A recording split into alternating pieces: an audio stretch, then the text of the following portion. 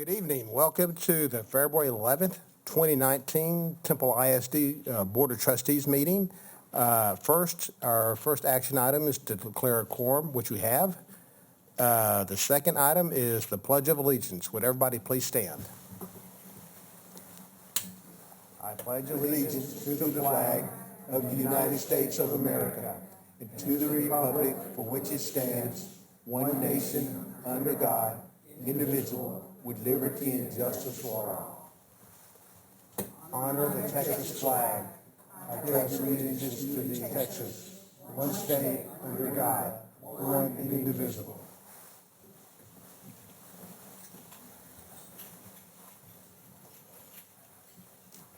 Item 3 is our public forum, and Mayor, we have 2 people signed up tonight. The board will now hear comments from those persons who have signed up to speak. Each person may speak no more than 3 minutes.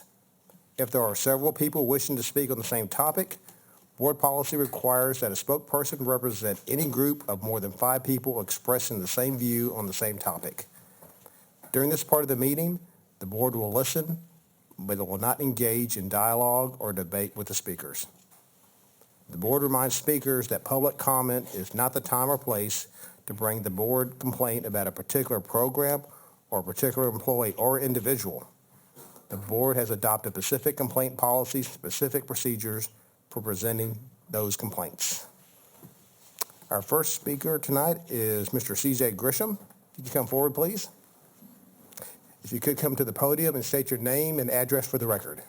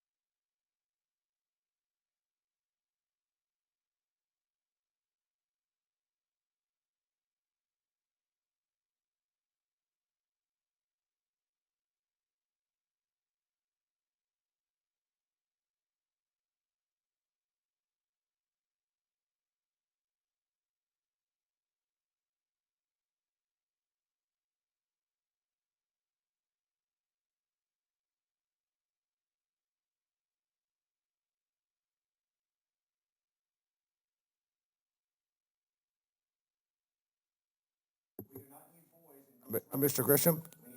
Yeah, 3 minutes is up. Thank you.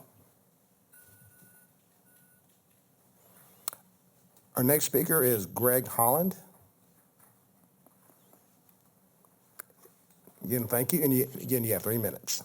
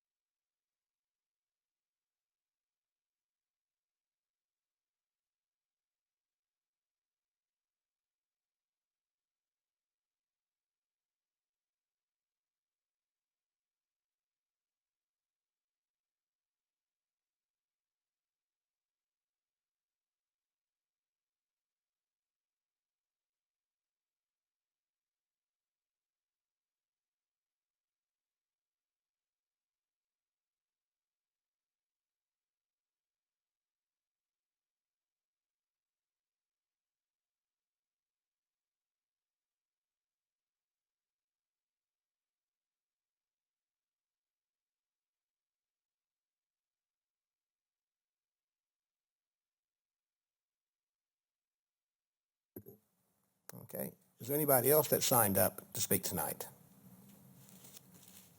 All right. Item 4 is superintendent's recognition. Mrs. Parks.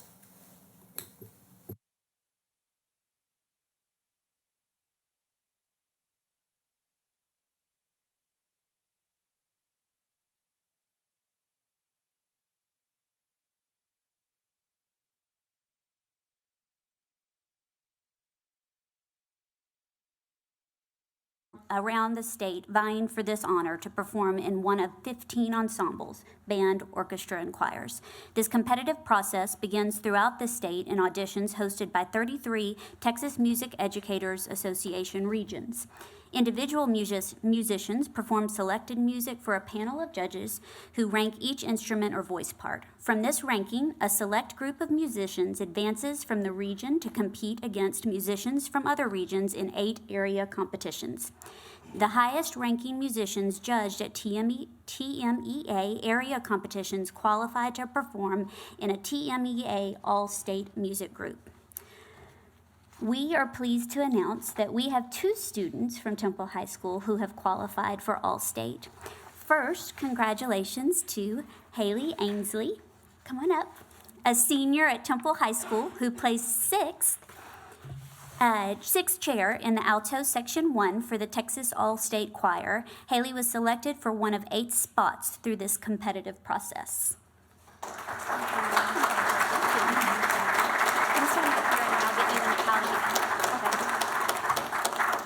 And congratulations to Kyle Cunningham, a senior at Temple High School, who was the lone saxophonist to advance out of his area audition room to the 6A All-State Band. TMEA only takes 8 tenor saxophones at the state level, making Kyle one of the top tenor saxophonists in the state. Congratulations.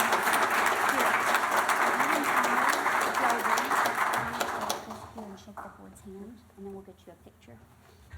Hey, come up this way, buddy. In front. You're good. You're good. Perfect. These All-State students will participate in 3 days of rehearsals directed by nationally recognized conductors during the annual state TMEA Clinic Convention this summer. Their performances will be before thousands of attendees that bring this extraordinary process to a close. And truly, what an honor for you both. We are so, so very proud of you. If you guys want to come up right here in the middle, they're going to get a picture. Yes, right. Yeah. Yeah, there you go. Right where Kyle is. Perfect. Just a second. And we do want to recognize their teachers first. Our choir teachers that are here, Director Cameron Reclue and Sam Davis. So thank you so very much. And band director Brent Matheson and Marcos Duran.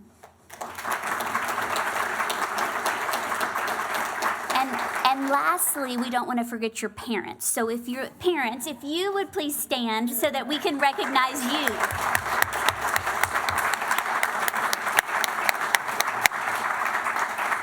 So truly, truly, what an amazing accomplishment. Congratulations to you both.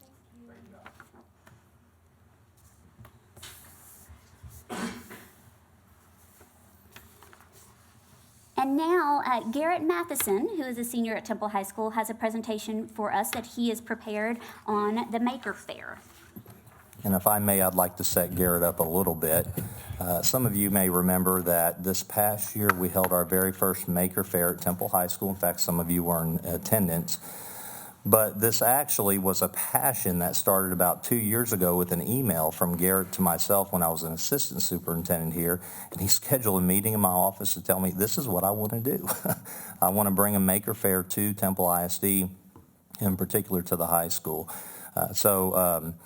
Garrett has put together this presentation because some of you were unable to make the actual event, and he wanted to provide information on the event, and he's actually part of a process with administration right now to continue this after his graduation this spring. So Garrett, take it away. Hello, my name is Garrett Matheson, and I was the lead director for the Temple High School Maker Faire. The fair was held on the afternoon of November 14th, 2018, so last semester at the Temple High School Library. And the purpose of this presentation is to explain what happens at, what Maker Fairs are and what happened at the Maker Faire we had at Temple High School. So first things first, I'd like to thank my team, who really were the ones who helped to make sure that this happened. So first I have Naman Bakhta, who is the Maker Relations Director, Ben Doe, the Logistics Director, Seth Little, who is the Publicity Director, Carly Moore, the Community Director, Bryce Richardson, who is the volunteer director, and I'd like to direct a special thanks to Temple High School's principal, Dr. Jason Mayo. Is he here? Oh, hi. And as well as Jessica Mays, who was my mentor, who helped make sure that this really happened. So first, what is a Maker Faire? So Maker Faire is really a worldwide community-centered event with family-friendly events that are designed to show off what people like to make in the community. So this can be pretty much anything you can think of, so long as it follows those kind of guidelines, if so to say. They're typically DIY or homemade projects, and it ranges from art to science, sewing, crafts, technology, music, food, carpentry, and many more. The first ever Maker Faire was in 2006 in the San Francisco Bay Area. By 2016, there were nearly 200 Maker Fairs across the world, with the San Francisco Maker Faire drawing over 100,000 people to this event. In an article written by Time magazine titled "Why the Maker Movement is Important to America's Future," the author defines the Maker Movement as the following, quote, "The Maker Movement, as we know, is the umbrella term for independent inventors, designers, and tinkerers. A convergence of computer hackers and traditional artisans, the niche is established enough to have its own magazine make, as well as its hands-on Maker Fairs that are like catnip to DIYers and combine that with open source learning, contemporary design, and powerful personal technologies like 3D printers. The creations, born in cluttered local workshops and bedroom offices, stir the imagination of consumers numbed by generic mass-produced made-in-China merchandise. Maker Faire is the best evidence of the power and reach of the Maker Movement all around the globe." So one of the first places that I had really heard of the Maker Faire was in Austin. And so the Austin Maker Faire is held annually, and it's something that really inspired me to bring it here to Temple High School. So I have presented at the Austin Maker Faire both my freshman and sophomore year. And these really gave me a good idea for how these things kind of work in an inside look into how we could bring a similar experience back here to Temple.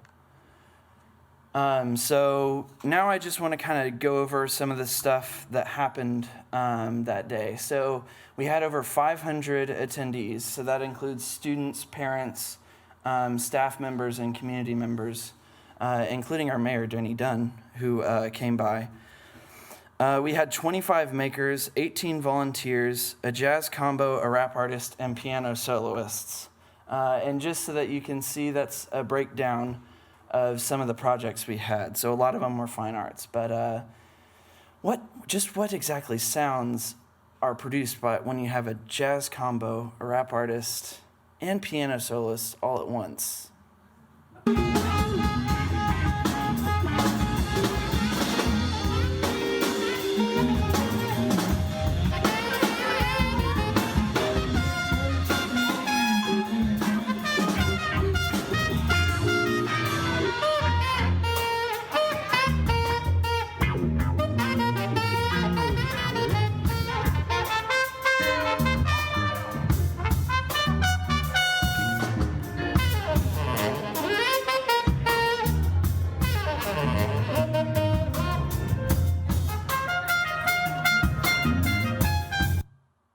So the kind of funny thing about that was I had a schedule all laid out for when each performance was supposed to happen, and they came up to me and said, "Hey, can we just play together?" And I was like, "You know what? Sure. There's nothing going on right now." So they got together and they did this themselves. First we have Carlo Domingo on trumpet, Kyle Cunningham on tenor saxophone, Ashton Yarborough on bass guitar, Gunnar Coley on piano, Zach Deserens on guitar, Eric Brown, who's the one rapping there. Pretty good bar. Oh, whoops. Whoop, not what I meant to do.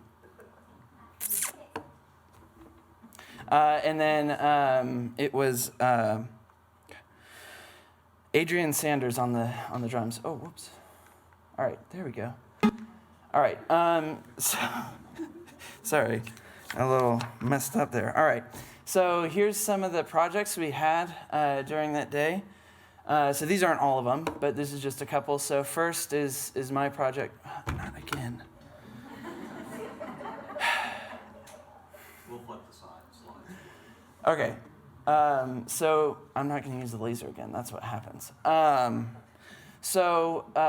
First we have my project, which is up in the top left corner, or top right corner, left.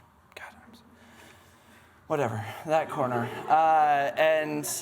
So I had a little VCR robot thing that I put some markers on in a 3D printer.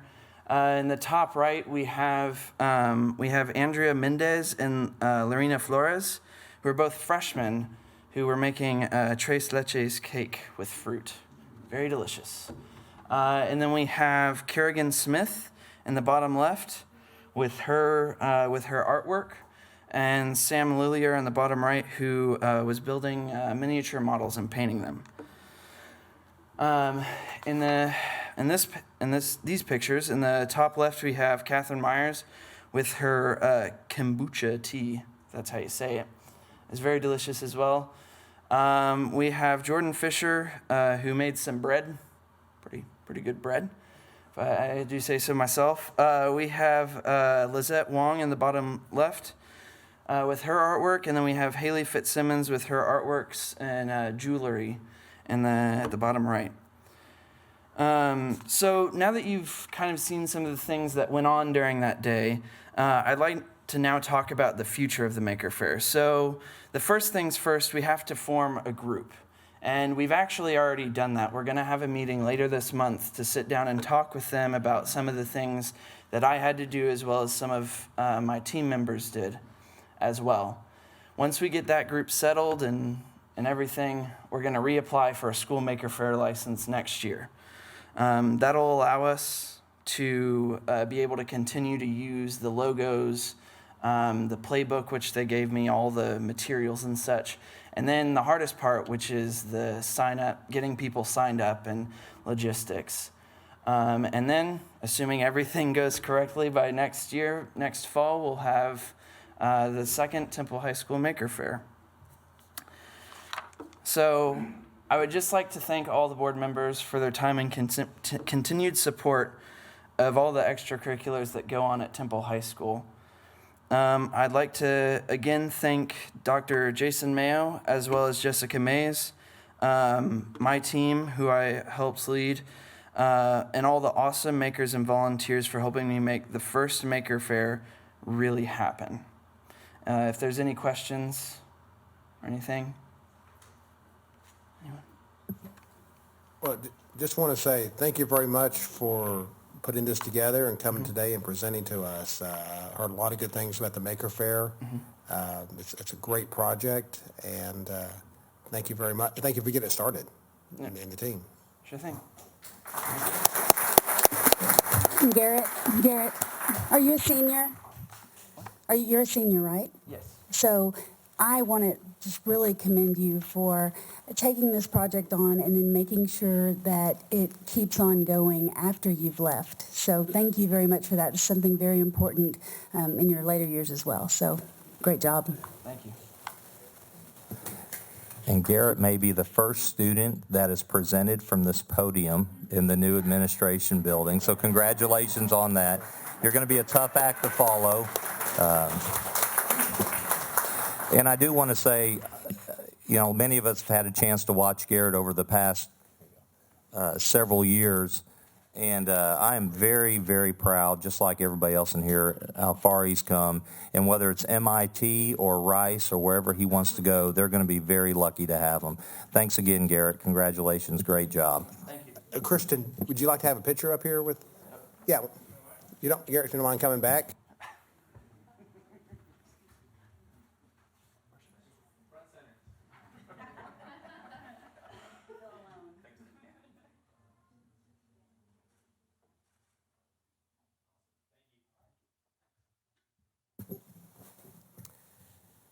Thank you. If you've been here for the presentations, other part of the board meeting, please feel free to stay, but you're welcome to leave now if that's what you like to do. Before we go on, just want to remind the board members that when we're up here presenting, especially to gets picked up for the record, if you make sure you punch the button here where it lights up when you're on, and then you can punch it again when it goes off. So. All right, item 6 is the board president's report. Item 6A, annual update of the tax reinvestment zone number 1. Mayor Tim Davis will be presenting tonight. And Tracy will do the actual presentation. Thank you very much. Thank you. And just for the record, it was Mayor Tim Davis that attended the Maker Faire and not Mayor Danny Dunn. So I feel like that correction's appropriate now that the student has left and that the mayor is standing back there.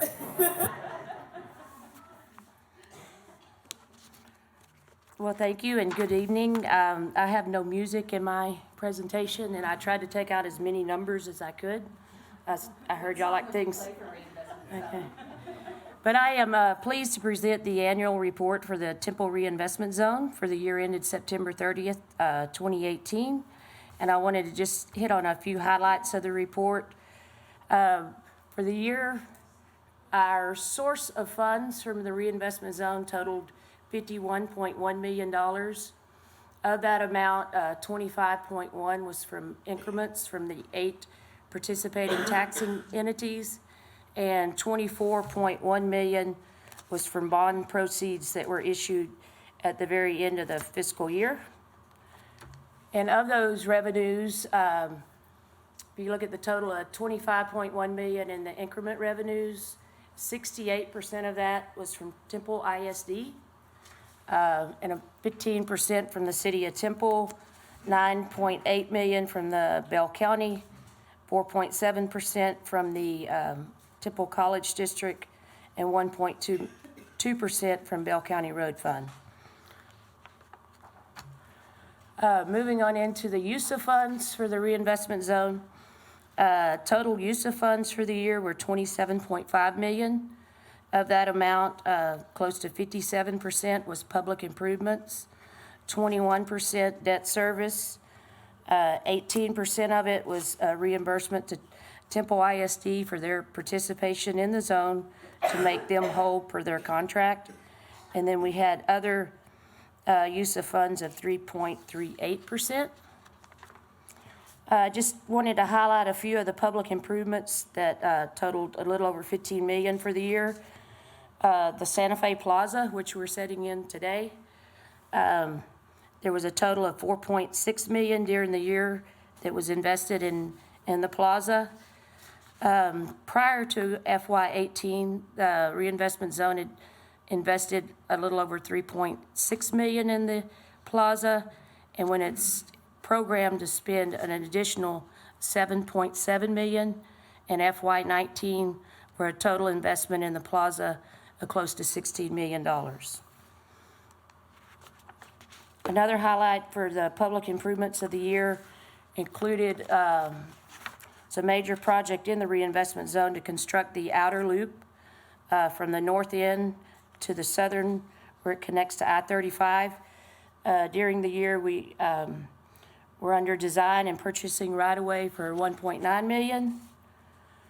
Another big project within the reinvestment zone began the visioning and concept design for North 31st Street improvements that subsequent to the year-end, Temple ISD has partnered with the zone for that.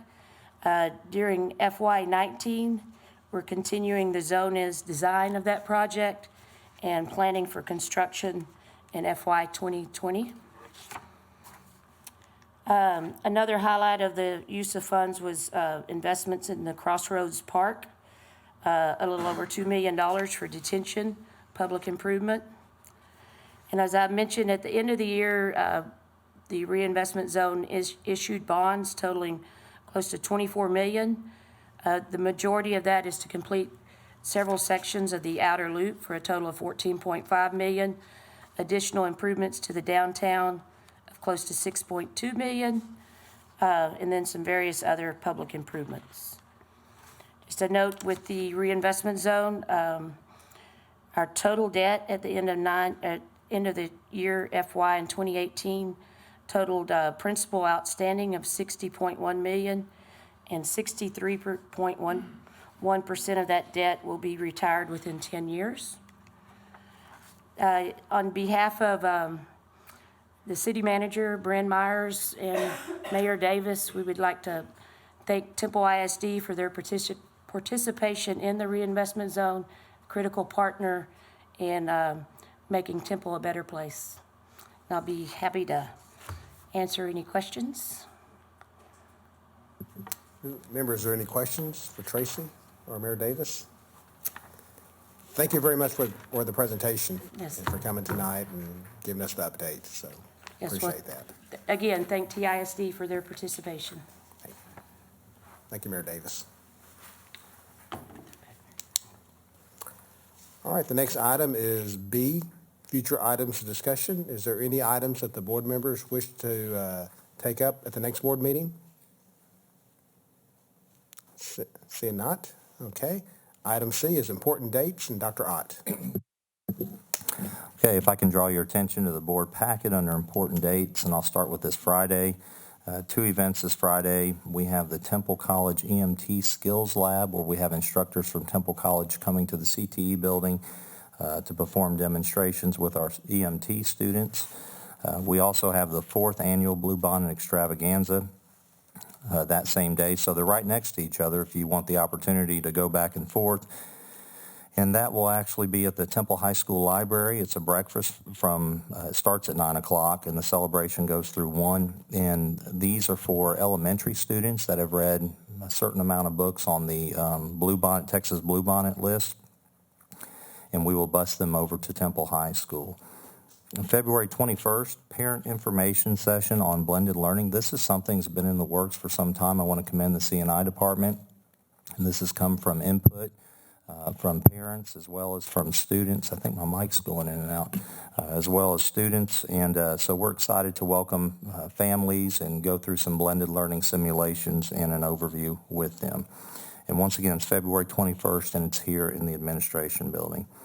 February 26th, we have the Tassi-Tasby Legislative Conference. I believe we have a few of the board members signed up. I'll be attending as well. And then February 27th, we have our job fair at Texas, or one of many job fairs. This one's at Texas A&M Central Texas. And that is on Wednesday, and our HR department will be bringing some of our teachers to that event to recruit. The same day at 4 o'clock, we have a school board policy committee meeting. February 28th is our facilities committee meeting. And then the last date, please make note of this, March 4th, our annual TEF academic recognition ceremony. And that will be at the Western Hills Church of Christ at 6 p.m. And that's it. Thanks. All right, thank you, Dr. Ott.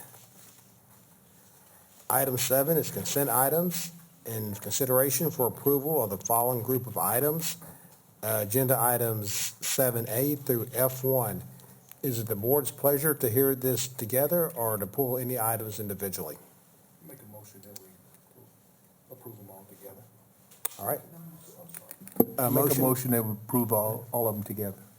Motion by Mr. Gaines and a second by Mrs. Davis. All in favor signify by saying aye. Any opposed? The ayes have it. Thank you very much.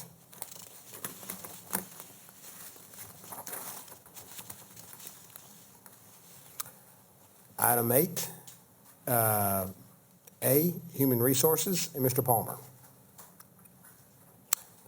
And that's 1, consideration for approval of 2018-2019 personnel.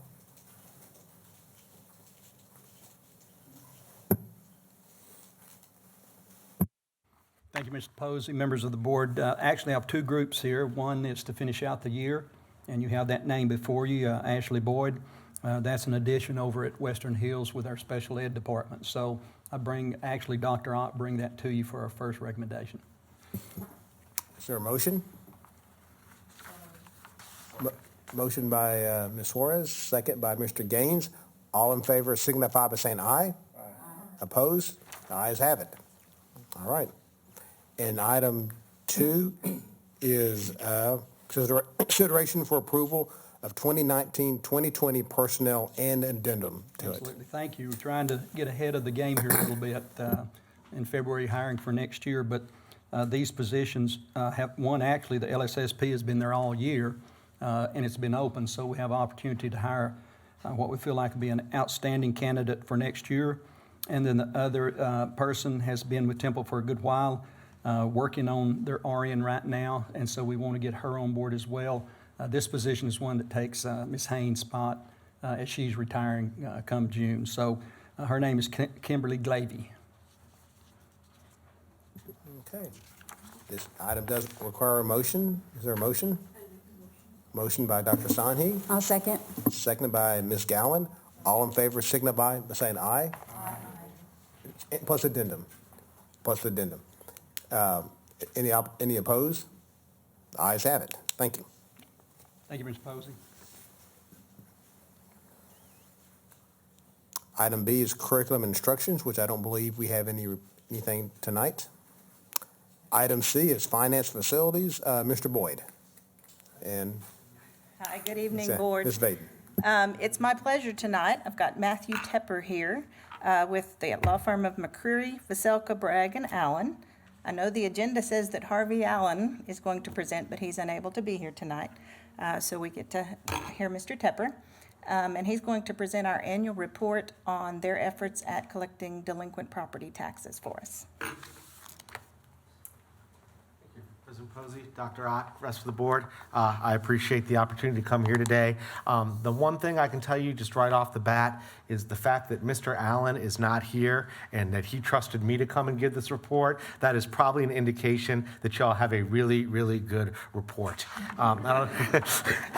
Is there a way to get the report up on the screen? If not, I can do it without it if it's not. Okay, very good. What I'd really like to do, I think that when you look at delinquent tax collections, there's really three numbers that are very important to a board like yourself. And they start with the charts in your packet that begins on page 6. And the chart on page 6 shows what the total revenue from tax collections is. And I always think of this number as being the cash flow number. At the beginning of your budget cycle, when you know what the values are and what your tax rate is, there is a certain amount of money which you are expecting that you are going to collect if everybody just paid their current year taxes on time. Well, the number for this year, the percent of your original adjusted levy that we ended up collecting was 102.99%. And I know we've got a group of educators here, and so you all are thinking, we've got some math classes you can take. How could you ever have over 100%?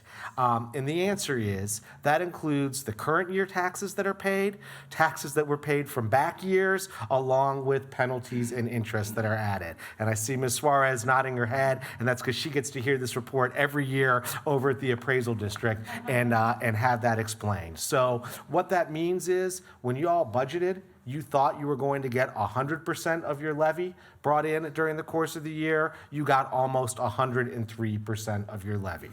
And if you all promise not to tell the other school districts in Bell County, that was a lot better than Killeen ISD did this year or than Belton ISD did this year.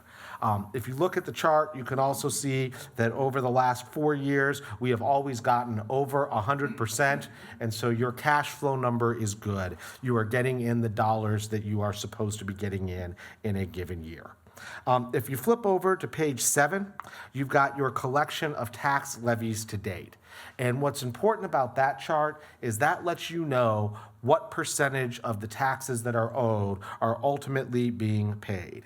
And you can see that for the 2013 taxes, which have now been delinquent for 63 months, you all have collected 99.78% of those taxes. That's virtually all the taxes that are 5 years old have been paid. That little bit, the 0.22% that hasn't been paid, that's a variety of different types of taxes. Some of them are property owners that are in bankruptcy. We may eventually get those as those bankruptcies wind down. Some of them are deferrals. People that are either over 65 or are disabled can put off the paying of their taxes on their residence homestead. Some of them are business personal property for a business that went out of business, maybe even before the taxes went delinquent, or on manufactured homes that may have disintegrated or disappeared. So you're never going to get up to 100%, but you can see that within a relatively short period of time, we get well above 99.5%, 99.75% of the taxes. So you get enough money to cover your bills, and everybody who owes taxes to Temple ISD ultimately pays them. The third chart, which you can see on page 8, that really reflects the work that our firm does. Those first two charts, it's a joint effort between what our firm collects and also what the Tax Appraisal District of Bell County collects just from people paying their taxes on time. And if you look at the chart on page 8, though, you can see for the taxes that were turned over to our firm 6 months ago, we've already collected 51% of those taxes. And the taxes that were turned over to us 54 months ago, we've collected 88.37. And that 88.37% of the taxes, that's really the same number as the 99.78 that we covered on the other page. This doesn't just happen. The money doesn't just magically show up. Our firm gets up hard every day and we work. In the last year, we sent out almost 20,000 notices. We filed over lawsuits on over 250 properties. We took judgments on close to 200 properties. We posted 153 of them for sale and ultimately sold 60 of those properties. And that's what you want. Send out 20,000 notices, end up selling 60 properties. Everybody's got their own threshold for paying. Most people pay their taxes when the bill comes out. Some people pay it when they get a nasty letter. Other people pay it when they get sued. Other people come in at 9:30 on the first Tuesday of the month, right before it is about to get sold. If there's any questions, I can answer those for the board. Anybody have any questions? All right, thank you very much, appreciate Remains it. honor to represent y'all on delinquent tax collection. Thank you very much.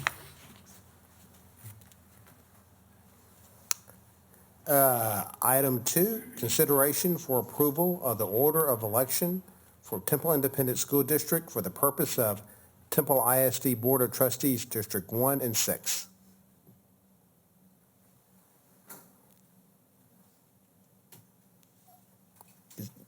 Is that a presentation, or do we need to? No.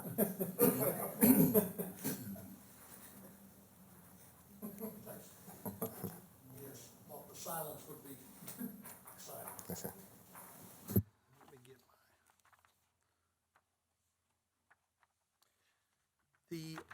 Tonight in your packet, you have an order of election for Temple Independent School District, and of course, this is for trustees for Districts 1 and 6.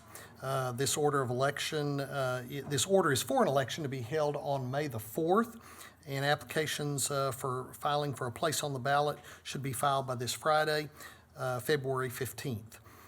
This order is typical, and it's what you see every year. This lines out where the voting would be. Early voting by personal appearance would be conducted at the municipal building, and you see those hours listed there, and these will be published also. This notice will be. And then you see the early voting portion of that and how those applications for ballot by mail are sent to the city. We have an action item next that ties together with this order of election. All right, any questions for Mr. Boyd? This item does require a motion, and Mrs. Gowan will abstain from this motion and from this vote.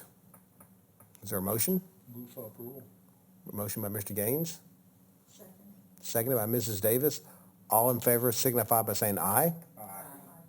Opposed? There's one abstention, but the motion passes. Thank you. Thank you, Mr. Posey. And then the next item is 3, consideration for approval of the joint election agreement with the City of Temple, May 4th, 2019. Yes, sir. Thank you, Mr. Posey. Several years ago, we began entering into joint election agreements. This is something that certainly saves the taxpayer money, and it helps us be much more efficient in having joint elections with other municipalities. So this agreement tonight would enter into that with the city. You see the polling places listed there. Early voting would be at the municipal building as stated earlier, and election day would be at the Fred Poteet building. The terms, duties, and expenses are all lined out in there also, and we would ask for your approval of this. I might also say it's always a pleasure, and we appreciate working with the city on this. Obviously, these efforts are coordinated with the city and with Bell County, and so we appreciate their work and their willingness to partner with us on this important event and all elections. Thank you. Any questions for Mr. Boyd? This item does require a motion, and Ms. Gowan will also abstain from this vote. Motion by Dr. Sanhi, A second. seconded by Ms. Myers. All in favor signify by saying aye. Aye. Opposed? One abstention. The ayes have it. Thank you. Item D is student services, and I don't believe we have anything, Mr. Hagenberg. Okay. Item E is board committee reports, facility committee's update, special meeting held January 11th, 2019, and regular meeting held January 30th, 2019, 4 p.m. Mr. Gaines. Thank you, Mr. Posey. Special meeting was held on Friday, January 11th, to discuss the Fine Arts project and the maximum guaranteed price. The committee discussed the proposal GMP for the Fine Arts and improvement at Temple High School. The improvements include additions for new band hall and renovations throughout the existing Fine Arts footprint. The GMP was presented and approved at the regular board meeting on January 14th. Work on the project has begun and should be completed by June 2020. Discussion of property, the committee discussed several properties, pieces of property, but the administration will update you on committee on future meetings on these properties. Our regular meeting was held on Wednesday, January 30th, 2019. Discussion, the committee discussed the following pieces of property. The property across from maintenance facility items have already been presented and will be discussed tonight. Property near Kennedy Powell, the administration provided information on potential development of east of Kennedy Powell. The administration will keep the committee apprised of the additional updates. Potential property purchase for the future campus construction. The committee discussed potential purchase of the southeast quadrant of the district. This item will be discussed further on the agenda tonight. Our next meeting, regular facility meeting will be held on February 28th at 4 p.m. All right, any questions for Mr. Gaines? Thank you. E1A, consideration for approval to purchase property at Old Highway 95, Bell County, rural Texas. And Dr. Ott will make the presentation. Okay, so Kent Boyd and I are actually going to tag team this. We're going to do this a little bit different because we're going to set up presentation boards. So I'd encourage the audience, if you want the opportunity to come up here so you can actually see the presentation boards, I would actually recommend it. And I'm going to present by starting with the demographic study to kind of lay this up. And I'll make a couple comments while they're setting up. And let me try to stand over here so I'm not in your way. So the first comment I would make to the board is to reiterate what Dan had said earlier, to use your mics because, you know, that way the viewing audience would have the chance to hear your comments. And this is something that I would hope the board would have discussion and questions during the presentation instead of waiting to the very end. And this is a very significant action item for the board because, quite honestly, it hadn't happened in over 20 years. So this is exciting but very significant. So I'm going to start this presentation with the demographic study. And if we can go to the first slide, and you can see it on your monitors there in front of you. So we know the city of Temple has been growing for some time, and Mayor Davis, I'll give you permission if I make a mistake on anything to correct me because I consider you an expert of the city. But it's been growing for some time. However, what we do know is most of the growth has been in the west part of the city. And that has also fed a different school district because of the attendance boundaries of the school district. And coincidentally, most of the growth in the past several years in the city of Temple has actually been within the school district boundaries of Belton Independent School District. So that part of the city is getting to a point of saturation. The development and the growth is kind of maxing out. And so where's the next place for growth and development? We've had several conversations with the city manager and some of the administrators at the city and also with developers. And quite honestly, the discussions have pointed to the southeast quadrant in the due south part of the city of Temple. Now, with that being said, those two areas actually feed the Temple Independent School District. And that's it. That is the school district that is fed, no other. So, with that being said, we went out, and I'm just going to kind of walk through memory lane here. We went out and secured the services of Templeton Demographics to get a professional study done of the future in terms of growth, of enrollment and projections, students, so forth of Temple ISD, considering these variables. We actually invited the city as well in this contract or this opportunity in the event that they wanted to do an infrastructure build-out study so we can work together. And that was in the summer. Bob Templeton, who would be the chief demographer of the firm, and he has, by the way, done demographic studies all up and down I-35, including our neighboring school districts. They have used him as well and does a fantastic job.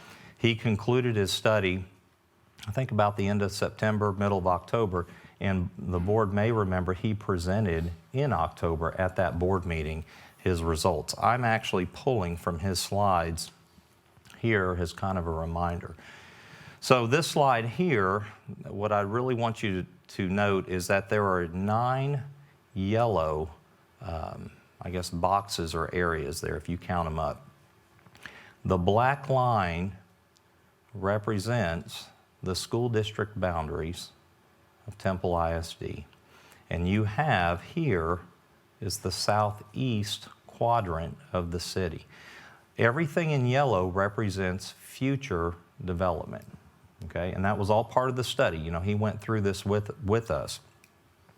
And in that, he talked about that within the school district boundaries, there are 2,700 planned future single-family lots and an additional 500 multifamily, which gives us a total of over 3,000 units planned in Temple ISD. And that's very important, and I will get back to that a little bit later in the presentation. Dr. Ott, Yes. just a question. How do you calculate from that the number of students going to TISD? So the demographer uses an average of a 0.6 multiplier per unit, and that's how they calculate the number of students in total to lead to the projections. So for example, and this is an example we'll actually get to later, if you have 1,600 or 1,660 units, a 0.6 multiplier is 996 students. And that is their average multiplier they use. So they use that per unit, and that's how they derive the projections that they get for future enrollment. Good question. Okay, let's go to the next slide. So now what I'm doing in this slide is I'm blowing up that southeast quadrant. I'm taking the most concentrated area here, and I want to talk about this area. So this development up here, we'll call it WB development. And then you have one here that's South Point. You can drive right on down MLK and you will see that development to the left. And then further down is Prairie Ridge. Now the good news is this development up here says future mixed-use development. I will tell you, we've already had conversations with the developer, and that has completely been changed to all single family. And that is good news for TISD, because you may remember in the demographic study, we were well above the average of number of students that we have coming from multi-family units. So we really want to balance that, and that is an effort not just of the school district, but of the city, EDC, and so forth. We're really trying to balance that, and this is a great opportunity, the southeast quadrant, to do that, and maybe our only opportunity in terms of growth inside the city and in TISD. Dr. Ott, Yep. can I mention one other thing too that Sure. I think is important for this in this process? We've been given a seat at the table, and we've been given the opportunity, we being the school district, to talk with the developers, to talk with the city. This doesn't happen in isolation, and we're trying to react and catch up. I think what's important, and I would say thank you to the city, to the developers, and all involved, is they're giving us that opportunity for input and helping us. I mean, we're not going to design their subdivisions for them, but they certainly have come and asked us what would be important to us from transportation pieces. Got a microphone, Kent. What would be important to us for bus stops and travel loops and that sort of thing. So again, really, that to me is something that's been very important and very beneficial for the district, especially with respect to this area.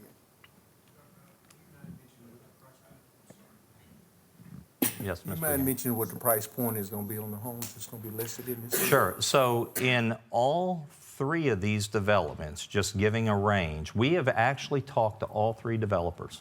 We've had them all in a room together. We've met with them individually several times.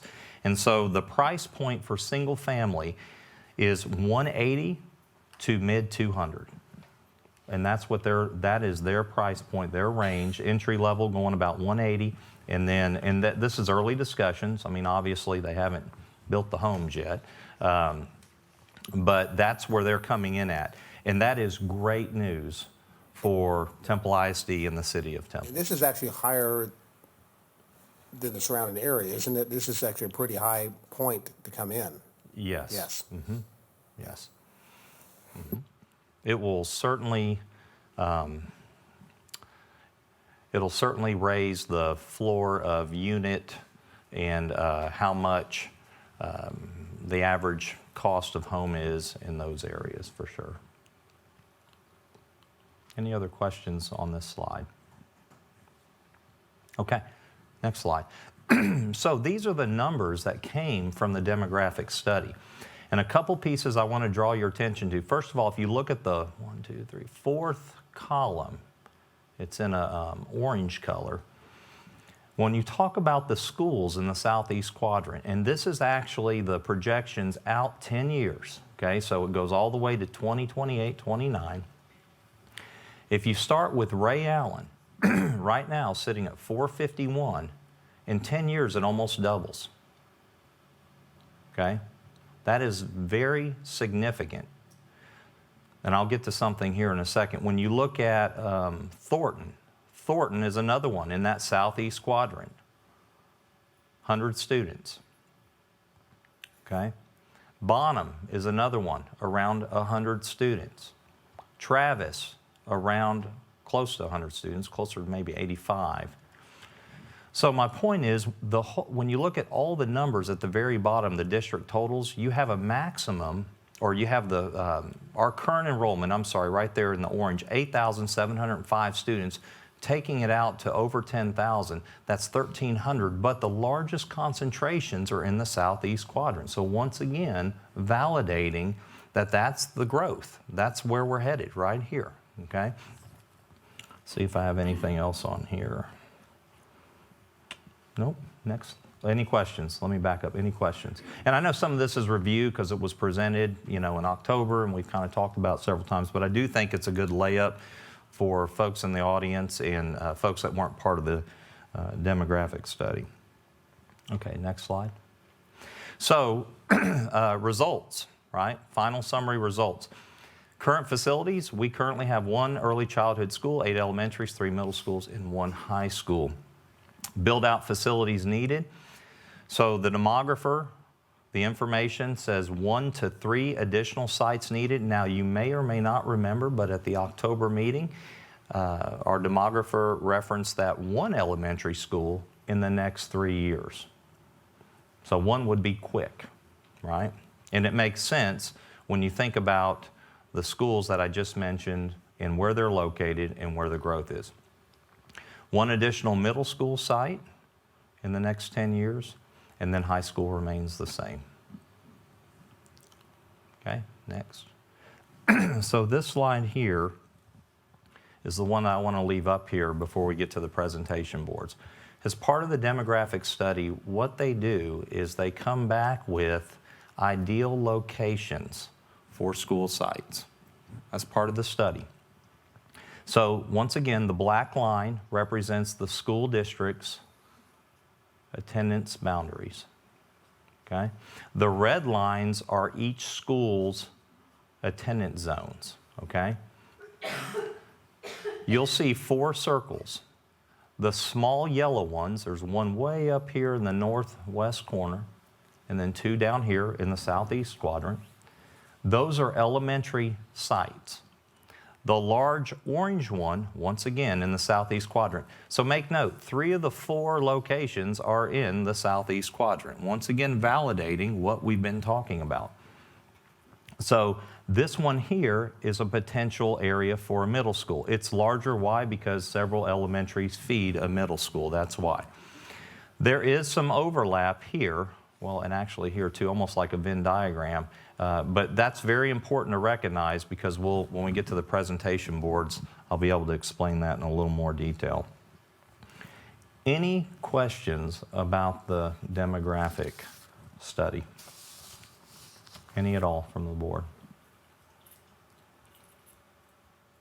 We're good? Okay, let's go to the presentation boards now. And as I said earlier, audience members, we're going to be talking from here. And if you want to scoot up or get a better view, please feel free to do so. Okay, so as a result of the demographic study, we shared that with the city right away. Right away, we shared it with the city. And we know the city does long-range planning because they have to plan for infrastructure, sewer, for example, trunk lines, for example, roads, for example. So we need to make sure that we're working together in this process. And for the last 7 or 8 months, we have been in lockstep with the city of Temple in discussions and also developers. Dr. Ott, yep. was the city involved in this process of helping select the site? I'll go ahead and answer that question now. They were involved when we landed on this site, yes, they were. We were talking about landowners, developers, and you'll see that when we get deeper in the presentation because you're actually going to see some of their plans that were discussed with us in terms of Canyon Creek Drive in this area. So yes, they were involved, and they've been involved the entire time.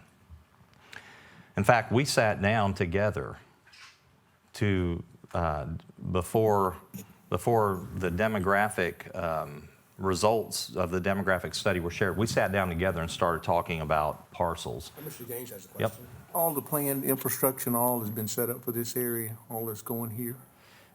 It's in the planning stages, but there's not infrastructure out here at this point.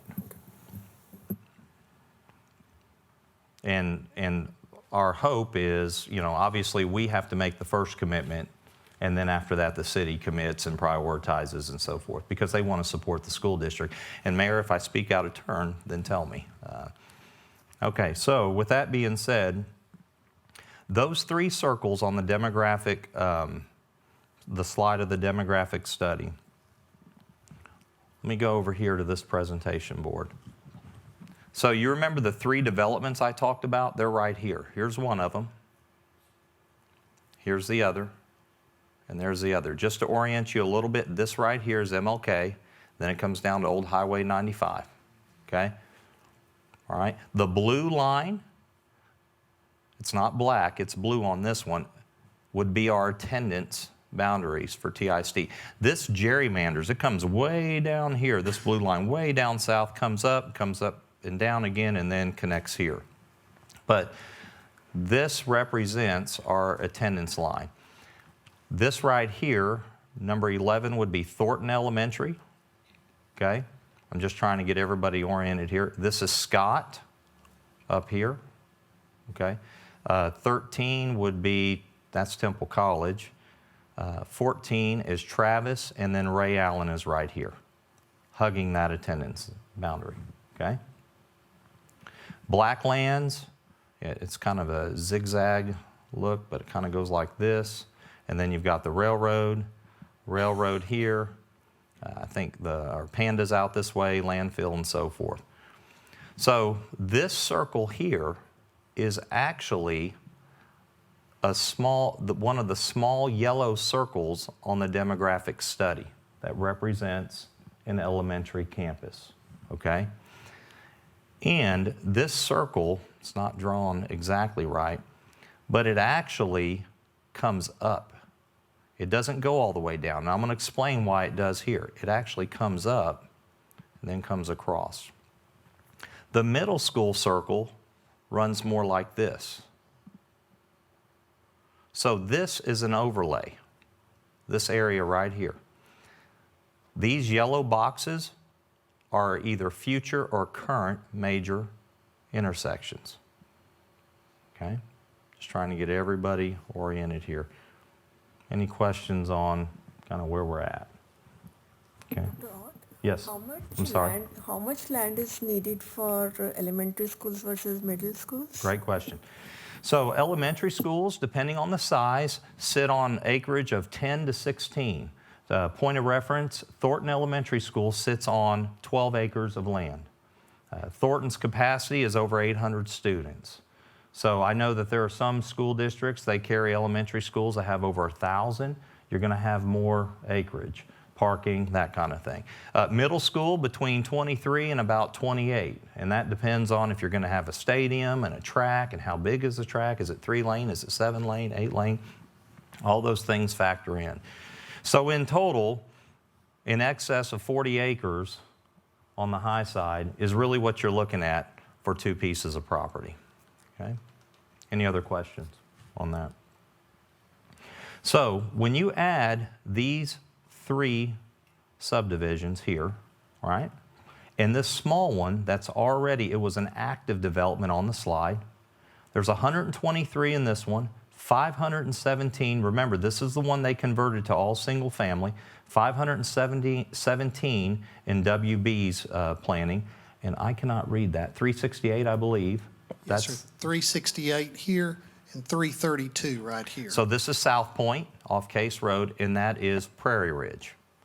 And you notice they kind of go like this. And then look at this piece here. And this is what we're going to talk about. Because this one's 320. When you add all of these together, you get 1660. At the multiplier I said earlier, that's over 900 students. Okay, and we're talking in a concentrated area here. Dr. Ott, Yep. do we know the timetable for these subdivisions? So South Point is happening as we speak, right here on Case Road. If you drive out there, you'll see the sign, you'll see the dirt work, that's happening right now. This one is supposed to be, it's my understanding, in a year, they're supposed to get going, and this one is on the same timeline as that one. Prairie Ridge, rather, and I call this WB. So it's pretty aggressive. It's almost here. Right. Yeah.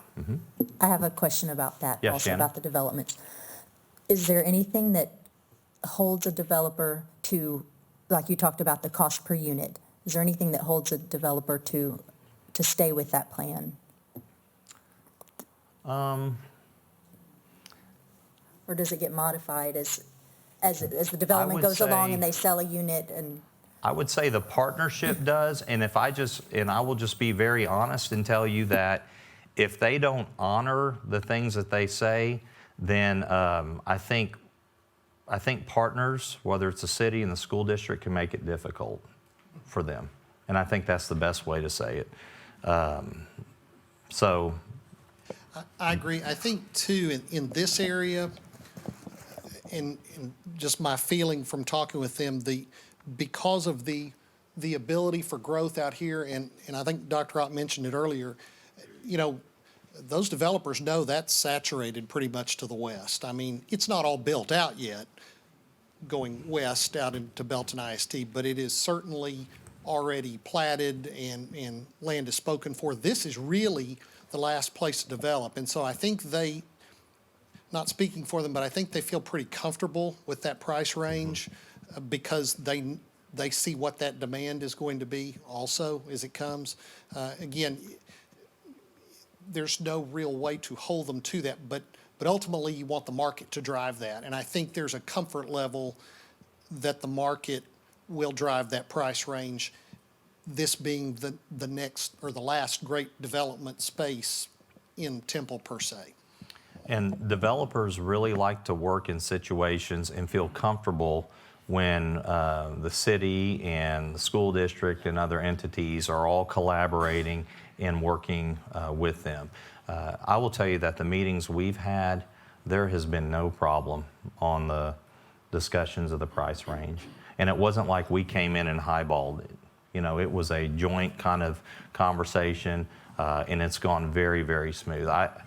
Just knowing the developers and the conversations that we've had, I feel very, very comfortable that these are going to be higher priced homes than we've seen in south and southeast part of Temple. And this deal that we're bringing to you all tonight, or this potential purchase, is, I mean, this is exciting to them too, because as they develop, obviously they need to know there's a viable campus that's in the works. There's a way to handle the growth in students and so forth. And so that makes their development worth more, in effect, if they know this is coming to and they know this is in the works. And so again, with the city planning infrastructure, with the school discussing this potential, those are all real positives also for those developers, and I think can help hopefully support those prices into a really healthy range. When you come down this way, come down MLK, what you're going to notice is you're going to have, you have units here, units there, units here, units here, and then planned units coming here. So this whole area, like I said earlier, gives you 1,660 units, okay, coming up and down here. One of the developers owns a 130-acre tract of land. That tract of land, I guess I can still use this one here, and then I'll bounce over to here. That tract of land, this road right here does not exist right now. This does not exist. That tract of land, this red line here, runs right along Barnhart Road, okay? And then here is 95 and then Old Highway 95. That 130-acre tract of land is right here. Okay, so when this developer purchased this land, they have offered us 47.5 acres, which is right here. Now I'm going to take this area right here and I'm going to blow it up, and this is it over here. So that's the school there? Drawn in. But I would also caution you that as we look at this, don't get hung up on where the elementary is or the middle school or exactly which way it's facing or that sort of thing. I mean, that would be something that in time we would develop that and come up with an appropriate location and orientation and so forth. But yes, ma'am, that's where they've put that as a placeholder. So this road does not exist. This road does not exist. All you have out here is floodplain, and you have this land here. Actually, it's all the way down here. See that box is this area right here. It says future development, okay? This is 130 acres. It actually goes off the board and comes back up. This is 47.5 acre tract here. We could work with the city on the positioning of the road, you know, during the design process, if the middle school's better here and the elementary's here. I mean, there's a lot of possibilities there. One of the advantages is you have a natural floodplain here that collects drainage right in here. That's one of the advantages. And the city, in their planning and the discussions we've had, they have plans to bump this out, come down. So you have, as schools, you have that are surrounded. And that's Canyon Creek Drive, correct? Yes, that is yeah, I'm sorry, I should have said that. That is Canyon Creek Drive. It's actually turns into Blackland here. Yeah, it'd be Blackland Road as it comes across. It's Canyon Creek, and then turns into, goes past the, over here would be the research facility. So, but yeah, they've got it Canyon Creek here, but it's Blackland in the middle, so I don't know which name it would hold. But you're able to be far enough away from major, you know, those yellow boxes, right? I mean, this is far enough away. If expanding this road and you know, doing some work to Old Highway 95 is part of the plans, that gives us good track here. And then, you know, depending on what works better for an elementary or middle school, what site is middle school better up here, elementary, you would have the option to, you know, work with the city and collaborate and, you know, potentially move this road here somewhere in between that makes sense. And really the reason for, and I'll get to price and all that in a second, a couple things. The reason you want to do something like this, you want to get ahead of development. Okay, if you head north, you go this way, you've got a lot of stuff going on. You want to be on the other side of it because you want the city to have enough time to thoughtfully plan infrastructure in fund. And so you have to position yourself in a way that works with the city. The other thing that I failed to mention earlier, you know, one of the questions may be, well, how come we don't expand Thornton? How come we don't expand Ray Allen? Well, we don't expand Thornton. We just opened Thornton, and it's full. It's full right now. And Ray Allen, you want to talk to Ray Allen about the sister Ray school Allen, piece? and that was something that I was planning on putting in here at some point because, you know, when Ray Allen, Kennedy Powell, and Hector P. were all built, they're built with the same floor plan. We call them sister schools. They're built effectively identically. They were all originally built with the idea in mind that they could be expanded out each of the different directions, out of the different hallways.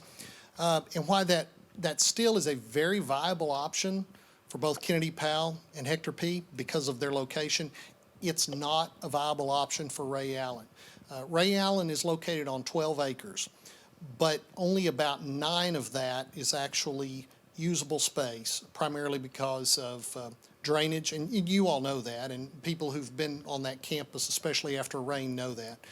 The drainage that runs to the east and to the north is problematic, and then you've also got a large detention pond that was built behind that, up a little bit higher, that part of that property was used for that when that development was made 15 years ago or so. So effectively, Ray Allen cannot be extended, cannot be grown.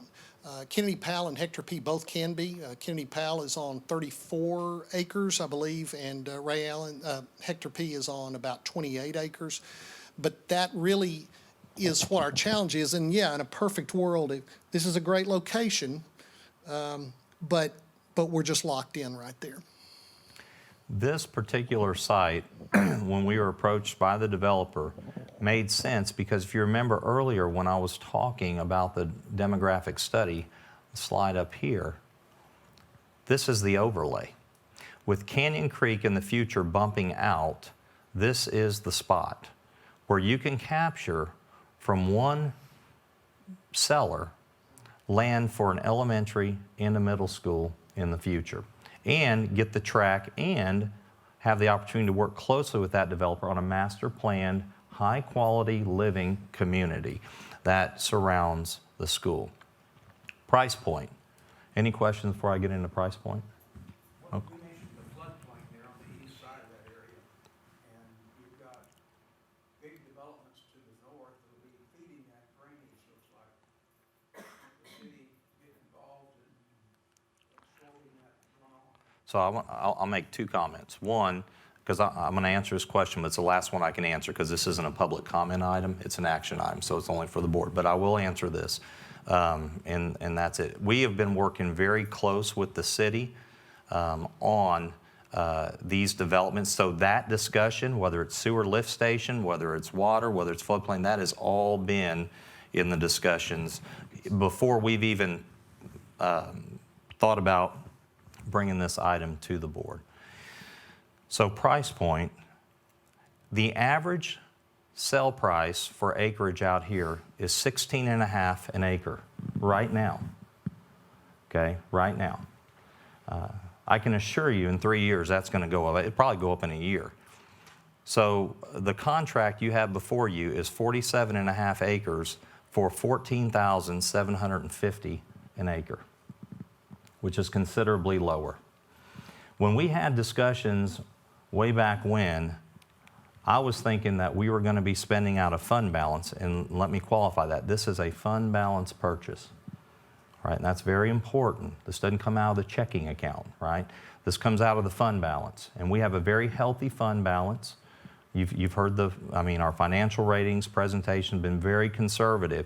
So this is what it's for, right? Early on, I was always thinking that it would be around 800,000. Well, and I wasn't thinking 47 acres, I was thinking lower 40. Well, this will come in at a little over 700, I think it's 703,000 in the contract, if I'm not mistaken. So this is a purchase that will satisfy 2 of the schools and set us up for the next bond, whenever that comes, and set us up for our families and our students inside our attendance zone, right, inside the city of Temple for the next Mr. Gaines has a several question. years. Yes, Ronnie? Dr. Otter, how does this compare with the other districts that have purchased property, this 14 to you that's being offered for this lots here? How does it, or acreage here, how does that compare with other districts? Sure. I do know that the high school site, high school number 2 in Belton ISD, that site, which was purchased, I think 6 years ago or 5 years ago, was north of 17,000 an acre. So I don't feel comfortable revealing their exact price because that's kind of their business. But it was higher than what we're paying for this.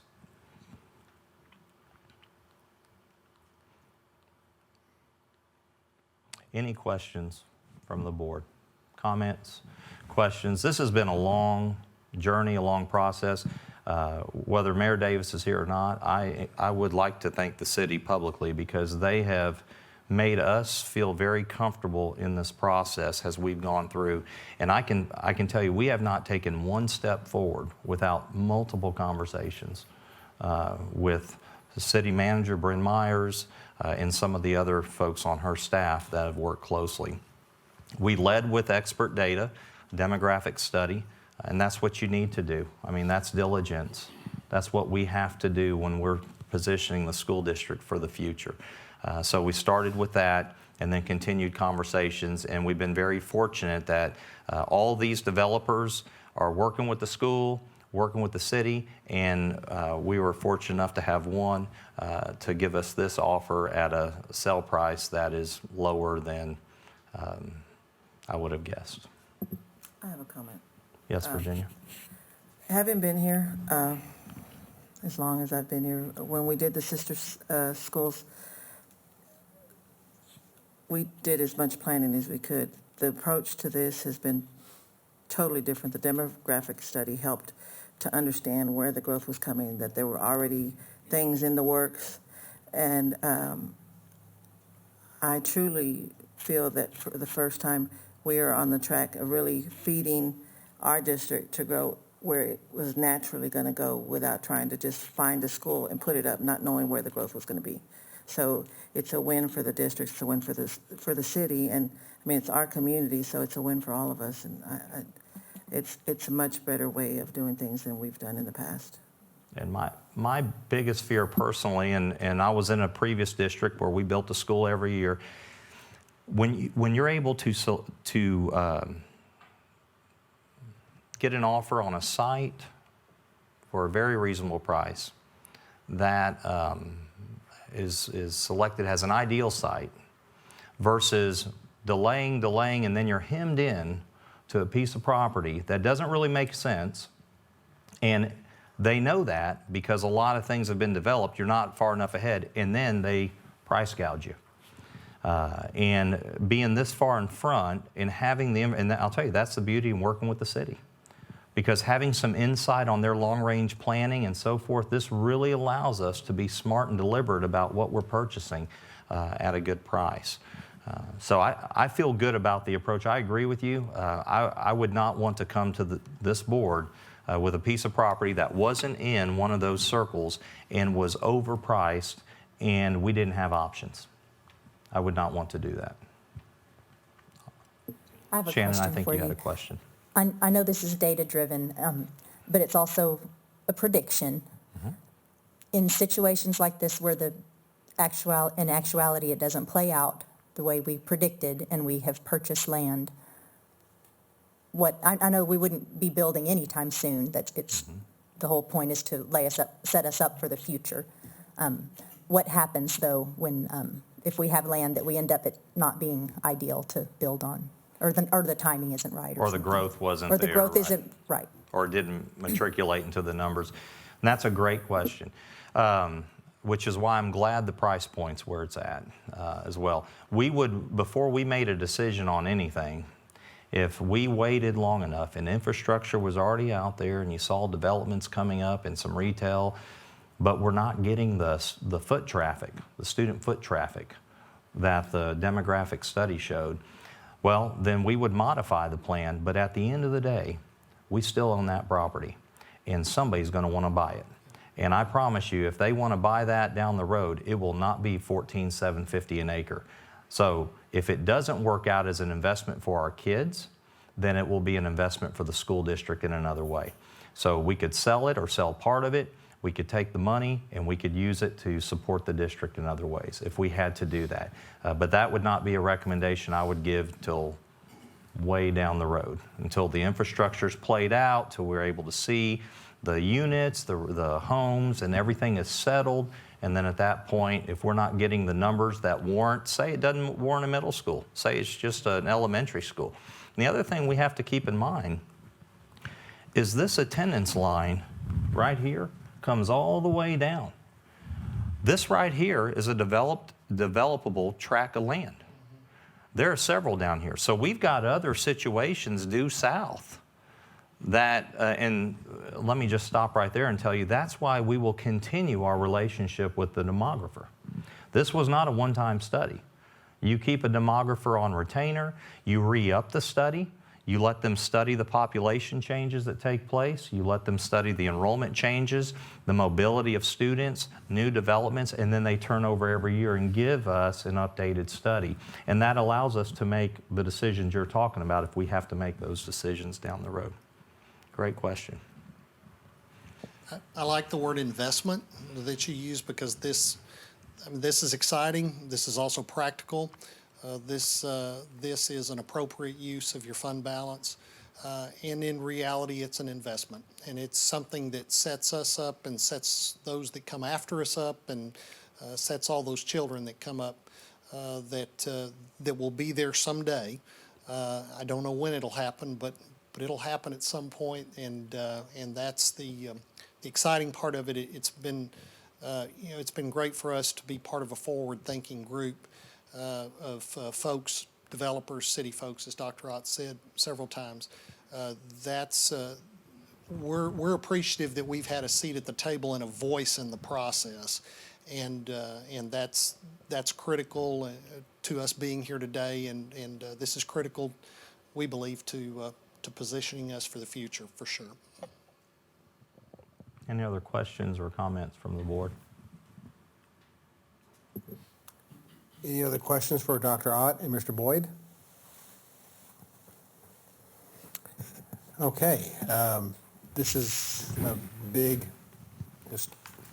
historic for the district, because I know it's been 20-plus years since the district's even purchased land for additional schools. This is not something that's done lightly, and we've gone through the presentations tonight. It's very well thought out. It's been going on as long as, actually, I think, Dr. Ott, you hit the ground running when you became our superintendent. I know work had been done some prior to that, but I know that you really took it over and really started working with it when you became superintendent last June. This is just a very important vote tonight for the future of our district and the future of our city. Any further discussion? Is there a motion? I make a motion to purchase a 47.655 acre tract of land at Old Highway 95, Bell County, rural Texas, in the amount of $702,911.25. That's a big number. I'll second the motion. A motion made by Ms. Suarez, seconded by Ms. Gowan. All in favor signify by saying aye. Aye. Any opposed? The ayes have it. Very good deal. It is passed. Thank you. All right. Item B, the next facility committee meeting is Thursday, February 28th, 2019 at 4 p.m. Item 2 is a policy committee update. Mrs. Davis. The meeting was called to order at 4:02 p.m. Mr. Hogaberg gave a brief update on the legislative issues. He explained to the committee that House Bill 452 was filed by Hugh Shine, especially for Bell County, to create a truancy master to handle truancy cases. Other issues discussed were school funding, recapture dollars, and vouchers. Dr. Ott mentioned that he is fighting for local control of funds. He pointed out that throughout the state, districts' needs are specific to each district, and that a one-size-fits-all approach is not appropriate. He would like to see districts be able to use any additional revenue to best meet the needs of their district. Mr. Hogaberg gave a brief review on the following policies: DGBA, employee complaints, grievances; F&G, student and parent complaints, grievances; GF, public complaints. Mr. Huckelberg explained the grievance processes, specifically the timelines associated with these policies. He stated that the goal for the district is to informally resolve the issue compliant at the lowest level possible. The board's decision is final unless the complaint involves some type of federally defined right. Meeting adjourned at 5:03 p.m. The next policy committee meeting is scheduled for Wednesday, February 27th at 4 p.m. in the board conference room. Okay, any questions of Mrs. Davis? Thank you very much. Item D is board policy review. Mr. Hollenberg. Good evening. Tonight, we're going to take a little diversion from our board policy journey. We're going to go through, we've been going through Section B, which is the local government's part of policy, but today we're going to review the complaint and grievance policies. There are 3 of these policies, one in Section D for employees, one in Section F, which is for students and parents, and one in Section G, which is for the public. And as you read through these policies, there are many similarities, and even the bulk of the language in these processes are exactly the same. The foundation of these policies is rooted in the U.S. Constitution First Amendment's right to petition the government to redress grievances, as well as Article 1 of the Texas Constitution. In general, a board policy encourages, whether it's the employee, student, or the parent, to have their concern brought to the attention as soon as possible to allow the earliest resolution at the lowest possible administrative level. For example, if there was a concern with a teacher, the principal would be the one that would address it. Or if there was a concern about a special program, it would be the director that would address it. Before we get to the formal process, some definitions. Now, these aren't going to be as exciting as the definitions in previous policies reviews, but they're important just the same. The first is response. And when these policies say response, they are defined as a written response. The second, days. Days means district business days. Also, the grievance process is divided up into 3 stages, level 1, level 2, and level 3. So to start a level 1 process, the written complaint form must be filed within 15 days of the date the employee or student or parent first knew or should have known of the decision or action giving rise to the complaint. The form is submitted to the lowest level administrator who has authority to remedy the alleged problem. In most circumstances, that's typically the campus principal. The administrator must then decide or must schedule a conference with the person to be held within 10 days of the receipt of the complaint. And after the conference, the administrator investigates the situation, makes a decision regarding the remedy request, and has 10 days to provide a written response. A word of note that even during the formal complaint process, person with the concern and the administration is encouraged to seek an informal resolution to their concern, and if that resolution is reached, then the formal complaint can be withdrawn. If the complaint isn't satisfied with the level 1 response, a written appeal must be submitted within 10 days of receiving the response, and this starts the level 2 process. Again, the appropriate administrator must schedule a conference within 10 days after the receipt of the appeal. And in most cases, the level 2 administrator is one of the assistant superintendents, depending on the nature of the situation and the extent of the prior involvement of the area assistant superintendent in the situation. And after the conference, the administrator investigates the situation and the process that was followed at the level 1 conference, and makes a decision regarding the person's appeal and has, again, 10 days to provide a written response. If the complainant isn't satisfied at the with the level 2 response, a person may then appeal to the board, and this is the level 3. A written appeal must be submitted within 10 days of receiving the notice.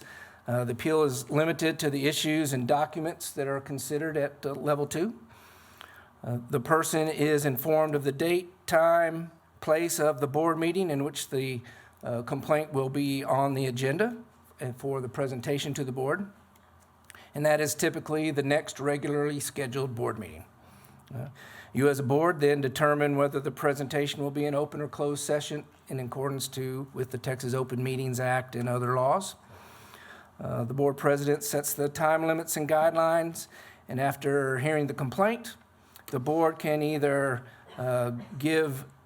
make a decision and give notice of that decision, or within that next scheduled board meeting, if the board does not give a response, then the level 2 decision is upheld. In most situations, you, the board, are the final word at level 3.